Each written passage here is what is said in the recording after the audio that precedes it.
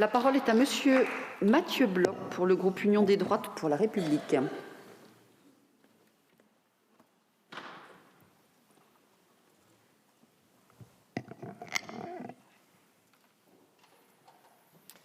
Madame la Présidente, Monsieur le Ministre, Monsieur le rapporteur, mes chers collègues, la proposition de résolution européenne qui nous est soumise aujourd'hui pose une question simple mais fondamentale. L'Union européenne peut-elle continuer à entretenir des relations privilégiées avec un État qui s'éloigne chaque jour davantage de l'État de droit, des libertés publiques et des valeurs qui fondent notre projet commun? La réponse du groupe UDR est tout à fait claire, c'est non. Et c'est précisément pour cette raison que nous voterons pour cette résolution. La Turquie se trouve être un État candidat à l'adhésion de l'Union européenne. À ce titre, elle a librement souscrit à des engagements précis. Respect de l'état de droit, pluralisme politique, respect des libertés fondamentales, indépendance de la justice. Ces engagements ne sont ni optionnels ni négociables. Or, force est de constater que, surtout depuis les événements intervenus en 2016, la Turquie s'en éloigne, méthodiquement et durablement. L'arrestation, en mars 2025, d'Ekrem İmamoğlu, maire d'Istanbul, démocratiquement réélu, ne constitue pas un fait isolé. Elle est le symbole d'une dérive profonde, celle d'un pouvoir qui instrumentalise la justice, criminalise l'opposition politique et réprime toute contestation populaire. Les arrestations arbitraires de journalistes, d'avocats, de militants associatifs, la répression des manifestations pacifiques, tout cela ne relève pas de l'exception. Elle constitue désormais une méthode de gouvernement. C'est cette réalité que la résolution européenne a le mérite de nommer. Mais pour le groupe UDR, il serait insuffisant de s'en tenir à une lecture strictement juridique ou procédurale.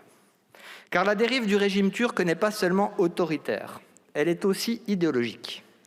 Nous assistons, sous l'autorité du président Erdogan, à une islamisation assumée du pouvoir qui remet en cause la séparation entre le politique et le religieux, alors que Kemal, qui avait étudié en France, avait adapté notre laïcité à son pays et que le voile islamique était interdit à l'université jusqu'à la prise de pouvoir de l'AKP.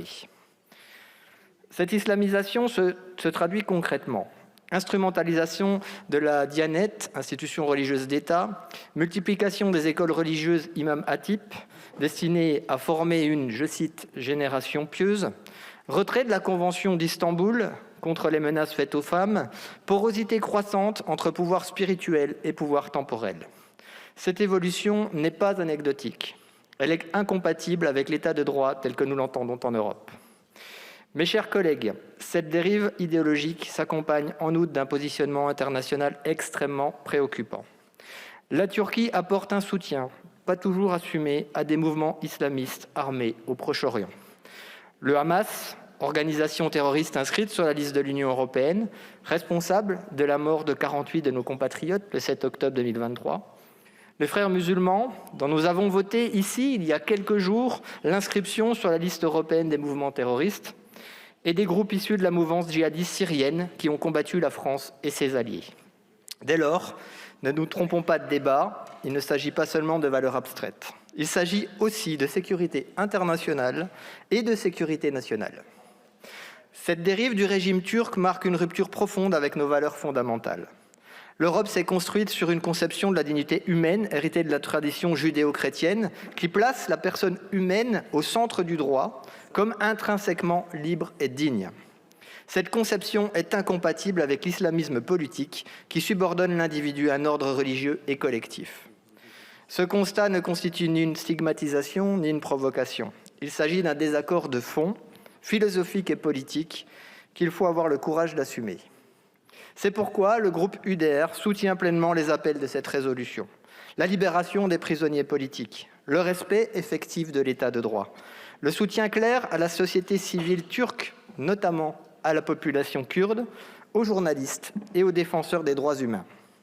Nos nations européennes ne peuvent pas être fortes à l'extérieur si elles se montrent faibles sur leurs principes.